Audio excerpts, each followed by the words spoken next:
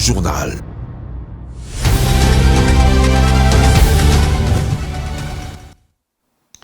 Mercredi 28 septembre 2022, Madame, Messieurs, il est 19 h et c'est l'heure de vous informer sur Mondico Télévision. Mais avant tout, place au titre. Les sites de vente de meubles de Binza Météo a pris feu. Près de 50 hangars ont été consumés. Les articles entreposés ont tous été calcinés. Le vice-premier ministre, ministre en charge de l'Intérieur, s'y est rendu pour compatir avec les victimes. Le gouvernement congolais a sollicité du Parlement une énième prorogation de l'état de siège dans les provinces de l'Ituri et du Nord Kivu. À l'Assemblée nationale, les députés ont voté la loi autorisant cette prorogation. Le chef de service de l'inspection générale des finances était devant le Parlement fédéral belge. Jules Alingueté a axé son intervention sur la lutte contre la corruption qu'il mène en RDC depuis son élévation.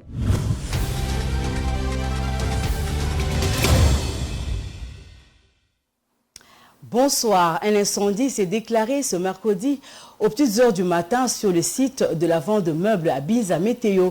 Cet incendie a ravagé près de 50 hangars de fabricants de mobilier. Heureusement qu'il n'y a pas eu perte en vies humaines, mais plutôt d'énormes dégâts matériels. Un constat a été fait ce matin par Muriel Monsa et Didier Lofumbois. Le décor est inhabituel. Le site du marché artisanal de Binza Météo ressemble à autre chose qu'un lieu de négoce de meubles. L'incendie a tout ravagé. Tout est en cendres. Tout a commencé vers 3 h du matin. Les habitants du quartier Binza Météo dans la commune d'Ngalema ont été réveillés par la fumée qui a consumé plus de 50 hangars de fabricants des meubles à la place Météo et plusieurs maisons du quartier. Son origine n'est jusque-là pas encore connue. Plusieurs versions s'y racontent. Pour le président du site Météo, c'est les câbles de la SNEL qui a causé l'incendie. C'était vers 13h30. Il y avait des familles de la SNEL. Vous connaissez le premier ici.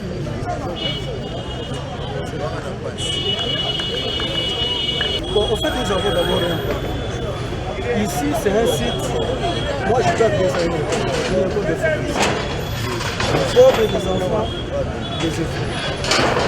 Au moment où je vous parle, l'état de sécurité a Par contre, les habitants du quartier Météo pensent que le câble de la SNEL n'a rien à voir avec l'incendie. Pour eux, c'est plutôt l'imprudence des menuisiers. Le feu a pris feu par rapport au bois qui se passe sur la grande rue Ndouma. Ça fait des années, ça fait plus de 20 ans que c'est comme ça, mais c'est ça qui a activé le feu. Personnellement, c'est juste mon avis. Je soupçonne qu'il y a eu des gens qui ont voulu brûler des ordures et la personne. On a toujours des problèmes du câble de la SNEL, mais en général c'est de ce côté-ci. Donc moi je ne suis pas ingénieur électricien, je ne peux pas confirmer quelque chose que je ne maîtrise pas. Les habitants du quartier demandent à l'autorité compétente de leur venir en aide. J'ai complètement confiance à notre commune. J'ai confiance au gouverneur de la ville province de Kinshasa, M. Ngobila Gentini, Maka. Donc je pense qu'ils vont prendre, je suppose qu'ils vont prendre ça en considération, que on va aller pour le meilleur. Signalons que cette situation n'est pas une première sur les sites de la place Météo. Dans ce même registre, le vice-premier ministre en charge de l'Intérieur, Sécurité, Décentralisation et Affaires coutumières, accompagné du commissaire provincial de la police, ont fait le constat sur le site incendié. Daniel Asselo, Kito et Sylvano Kassongo ont réconforté les victimes de ces sites et même le propriétaire de maisons environnantes. Une solution est envisagée par le gouvernement central, a fait savoir Daniel Asselo à toutes les victimes. Muriel Monsa, Dieu Fumbois était sur le lieu.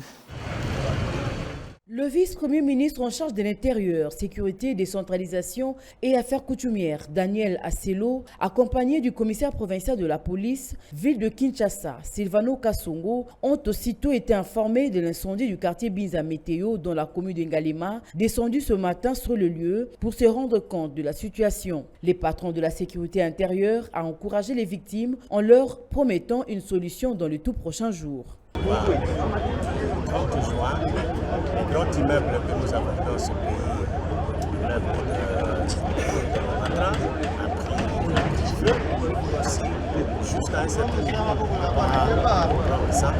Donc au niveau du gouvernement, au niveau des services, il faut effectivement que cette situation puisse faire l'objet d'une étude sérieuse, que les dispositions utiles soient prises pour éviter que lorsqu'il y a un incendie comme ça, un camion anti-incendie, mais qui arrive avec rien comme une goutte d'eau. Mais il vient faire quoi? Voilà, c'est la question auxquelles il faut. Les victimes, très satisfaites de la visite du patron de l'Intérieur, n'ont pas manqué de mots. S'il y avait l'anti-incendie, on n'allait pas. À ce moment-là, on allait. 4 heures, on appelle de 4 heures, et les camions qui arrivent à 6 heures pour qu'on nous dise qu'il n'y avait pas d'eau, pour qu'on nous dise qu'il n'y avait pas de carburant, et on a tout perdu comme ça. Parce que dans un pays comme ça, il n'y a pas d'anti-incendie. On est vraiment content parce que votre personnalité vous est arrivée très tôt avec le général, depuis la situation de l'état du quartier. Moi je veux remercier vraiment merci pour le gouvernement sur ce qui est passé. Oui, et maintenant nous aussi en tout cas merci beaucoup. Ça me va droit à cœur.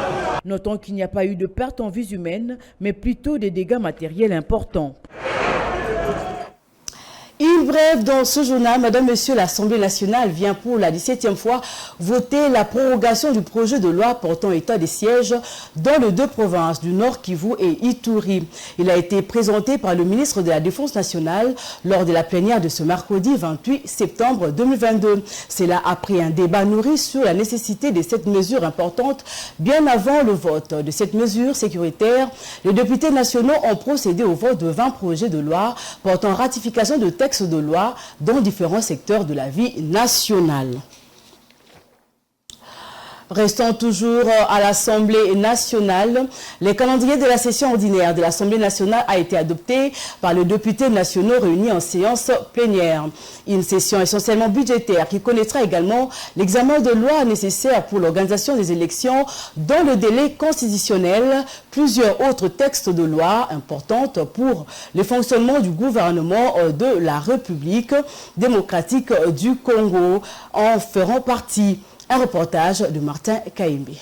La Chambre basse du Parlement dispose à présent d'un calendrier de travaux pour la session de septembre. Le canevas de cette session a été adopté lors de la plénière du mardi 27 septembre. Une session qui sera dominée par l'examen et le vote du projet de budget exercice 2023 présenté par le gouvernement dans les délais prévus par le texte de loi. Le président de l'Assemblée nationale, Christophe Mbosso, a informé la plénière de la nécessité de doter la Commission électorale nationale indépendante de textes qu'il faut pour l'organisation des élections dans le délai constitutionnel. Les députés nationaux vont aussi examiner 20 projets de loi de ratification venus du gouvernement afin de permettre à l'État congolais de respecter ses engagements vis-à-vis de ses partenaires bilatéraux et multilatéraux. Un autre projet de loi venant du Sénat sera également soumis à l'examen de députés. Il s'agit du projet de loi sur la recherche scientifique et technologique en République démocratique du Congo. Le calendrier prévoit même l'examen des arriérés législatives, parmi lesquels nous avons la validation de pouvoir, l'entérinement de membres de la Commission nationale de droits de l'homme CNDH, le rapport de la Commission de droits de l'homme, l'entérinement de membres du Conseil supérieur de l'audiovisuel et de la communication, CESAC,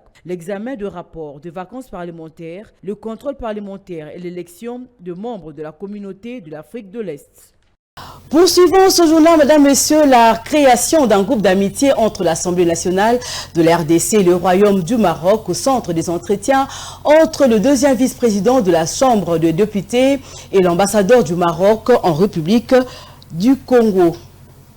Une démarche qui rentre dans le cadre de la diplomatie parlementaire entre la Chambre parlementaire de la RDC et celle du Royaume chérifien. C'était ce mercredi 28 septembre au Palais du Peuple. Un reportage une fois de plus de Martin Kaimbe.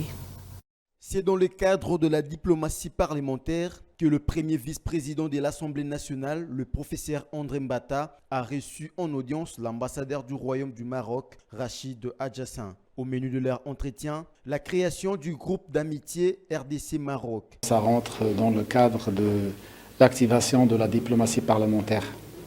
C'est un sujet très important et on sait que cette chambre tient beaucoup à cet aspect de coopération.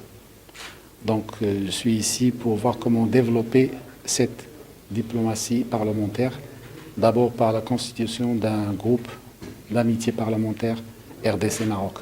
Les diplomates marocains a par la même occasion rappelé la longue histoire d'amitié qui lie les deux pays, durant laquelle le Maroc a toujours été présent quand il s'agit d'aider la RDC pendant les périodes difficiles. Tout à fait autre chose. Vidier Timanga, ancien conseiller stratégique du président de la République, a bénéficié d'une liberté provisoire le mardi 27 septembre 2022. Il a regagné son domicile en citoyen libre. Selon son avocat, Maître Théodore Ngoy, joint au téléphone par votre rédaction, les enquêtes se poursuivent car la détention est une mesure exceptionnelle et la liberté est la règle. Il sera question soit d'aboutir au classement du dossier, soit à la saisine de la juridiction compétente. Images et commentaires.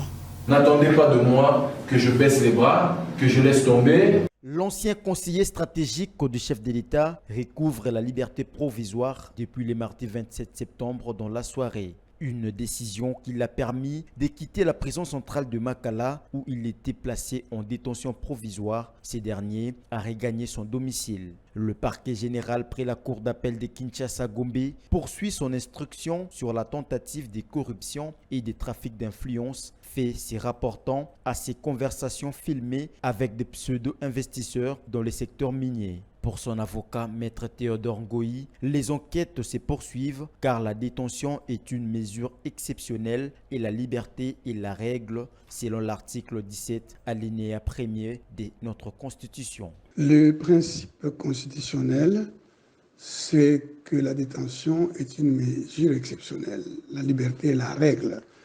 Article 17 alinéa 1 de notre Constitution. Il a été mis en liberté provisoire. Il n'y a pas eu main levée de la détention. Voilà. Donc, si on est mis en liberté provisoire, c'est que les enquêtes se poursuivent. Elles peuvent aboutir à un classement sans suite ou à la saisine des juridictions compétentes, selon notre procédure. À noter que la liberté provisoire se présente comme une bouffée d'oxygène pour Vidier Timanga, qui voit sa carrière politique se placer dans les sales draps. De son côté, il parle toujours de manipulation. Pour rappel, Vidier Timanga a démissionné de son poste le 16 septembre. Cette démission faisait suite à la publication le 15 septembre par le journal suisse Le Temps de plusieurs vidéos dans lesquelles il négociait de l'argent auprès des investisseurs. Il a fait face aux députés du Parlement fédéral belge ce mercredi 28 septembre 2022. Mais hier, mardi, Jules Alingué-Tekei, inspecteur général de finances, chef de service, a été invité à la conférence avec tous les services européens de l'action extérieure sur les avancées réalisées par la RDC dans le cadre de la lutte contre les antivaleurs. Reportage. L'inspecteur général des finances, chef de service, Jules Alingué-Tekei, s'est battu pour gagner le regard positif de l'Union européenne en matière de lutte contre la corruption. Depuis le Parlement de l'Europe en Belgique où il se trouve, il a été reçu par tous les services européens de l'action extérieure autour d'une conférence sur les avancées enregistrées par la RDC en matière de la lutte contre les antivaleurs dans la gestion publique. Plusieurs thèmes ont été abordés, notamment l'état de lieu de la corruption en RDC en 2019, les stratégies et actions menées par la RDC depuis 2020 à ce jour, les résultats obtenus en termes de bonne gouvernance et les reculs de la corruption, enfin le perspective. Nous avions présenté toutes les actions qui sont menées par la République démocratique du Congo, les stratégies qui sont mises en place, les résultats auxquels nous sommes arrivés aujourd'hui, ce qui reste à faire, et nous avons fait le plaidoyer pour que la communauté internationale puisse avoir une autre perception de la République démocratique du Congo en termes de lutte contre la corruption, en tenant compte des avancées réelles réalisées par le pays. Jules Alingué-Tekei a aussi exposé sur les stratégies mises en place pour le contrôle a priori appelé patrouille financière en RDC. Les délégués de l'Union européenne lui ont fait savoir que le contrôle a priori est déjà d'application dans plusieurs pays européens depuis des décennies pour assainir les finances publiques. Les délégués de l'Union européenne n'ont pas manqué aussi de féliciter leur invité en lui encourageant d'intensifier et de généraliser également le contrôle de l'opportunité de la dépense publique. Enfin, les journaux parus ce mercredi 28 septembre dans la capitale ont abordé divers sujets dont la situation sécuritaire dans le Grand Bandundu, l'économie dans ce journal. Madame et messieurs, bienvenue à cette lecture de journaux parus ce mercredi 28 septembre, sélectionnés par votre rédaction. Ouvrons ce kiosque à journaux par le Phare qui titre à la une « Makala, Vidier Timonga remis en liberté ». Placé sous mandat d'arrêt provisoire et transféré à la prison centrale de Makala dans la soirée du mercredi 21 septembre, après avoir été auditionné pendant plusieurs heures au parquet général près la cour d'appel de Kinshasa-Gombe. Vidier Timonga, ancien conseiller spécial du chef de l'État en charge des questions stratégiques, a été remis en liberté hier, mardi 27 septembre. Selon Maître Théodore Ngoy, un de ses avocats, son client a obtenu une liberté conditionnelle de la part des juges du tribunal de grande instance de Kinshasa-Gombe. On rappelle que cet ancien proche collaborateur du président de la République est poursuivi par la justice suite à des allégations de corruption, les blanchiments des capitaux et des financements du terrorisme dans une affaire liée à des présumés contacts avec des pseudo-investisseurs miniers. Même information à la une du quotidien Le Journal. Le confrère renchérit en disant que l'ancien conseiller du chef de l'État en matière stratégique a quitté la prison centrale de Makala ce mardi 27 septembre 2022. Revenons avec le quotidien Le Phare qui fait mention à Kwamut. Cette fois, l'auteur écrit « Kwamut, le gouvernement soupçonne aussi une main noire ». L'auteur poursuit et écrit que la situation qui prévaut depuis quelque temps dans la province du Maïndombe, dans les territoires de Kwamut, dominée par un conflit communautaire opposant des Yaka au Teke, préoccupe au plus haut niveau les autorités du pays. Le lundi 26 septembre, dans la soirée, elle a suscité une réunion de sécurité autour du chef du gouvernement, Jean-Michel Samalou Kondé. Quelques membres du gouvernement, des responsables de l'armée et de la police, ainsi que ceux de services de sécurité, aussi bien civils que militaires, ont pris part à cette importante réunion de sécurité axée sur la situation qui prévaut dans l'ex-Bandundu, avec un accent particulier sur les territoires de Kwamut, où le conflit entre deux communautés précitées continue à faire de morts. Les potentiels, quant à lui, alertent sur la présence de l'armée rwandaise à Bangui, une énième menace pour la RDC. Poursuivant sa pensée, le quotidien renseigne que la vigilance impose pour sauvegarder l'intégrité territoriale. Car après l'occupation de la partie est à Bunagana, les militaires rwandais sont de nouveau signalés aux portes de la RDC par le nord-ouest, à la frontière de la République centrafricaine, RCA. L'ambassadeur de la RDC en RCA alerte Kinshasa sur un éventuel encerclement du pays par son voisin, Rwanda, à partir de la RCA, dans une note administrative signée le 23 septembre envoyée à sa hiérarchie. Retournons au quotidien Le Journal qui parle de la fin de l'épidémie d'Ebola au Nord Kivu. Au quotidien Le Poursuivre, le ministre de la Santé publique a déclaré ce mardi 27 septembre la fin de l'épidémie d'Ebola dans la province du Nord Kivu en RDC. C'est là après 42 jours de surveillance renforcée, sans nouveau cas confirmé selon le protocole de l'OMS. Terminons à présent par le journal du groupe L'Avenir qui écrit dans son manchette « Mbosso active la diplomatie parlementaire ». Bien avant l'examen et l'adoption du projet de calendrier de la session ordinaire de septembre 2022, les présidents de l'Assemblée nationale, l'honorable Christophe Mbosso, a salué les discours patriotiques et panafricanistes du président de la République du haut de la 77e Assemblée générale des Nations unies, dans lequel il a dénoncé urbi et orbi l'attitude des actions du Rwanda dans la partie est du pays. Voilà tout, mesdames, messieurs, pour les grands titres de l'actualité de ce mercredi 28 septembre. Merci. Voilà, c'est par cette revue de presse que nous mettons un terme à cette édition de journal. Mais avant de nous quitter, le rappel des titres. Les sites de vente de meubles de Binza Météo a pris feu. Près de 50 hangars ont été consumés. Les articles entreposés ont tous été calcinés. Le vice-premier ministre en charge de l'Intérieur, s'y est rendu pour compatir avec les victimes. Le gouvernement congolais a sollicité du Parlement une énième prorogation de l'état de siège dans les provinces de l'Ituri et du Nord Kivu. À l'Assemblée nationale, les députés ont voté la loi autorisant cette prorogation. Le chef de service de l'inspection générale des finances était devant le Parlement fédéral belge. Jules Alingueté a axé son intervention sur la lutte contre la corruption qu'il mène en RDC depuis son élévation.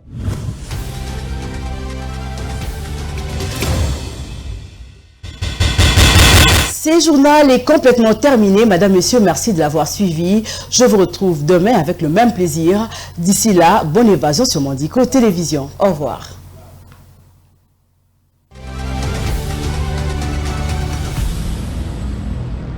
le journal.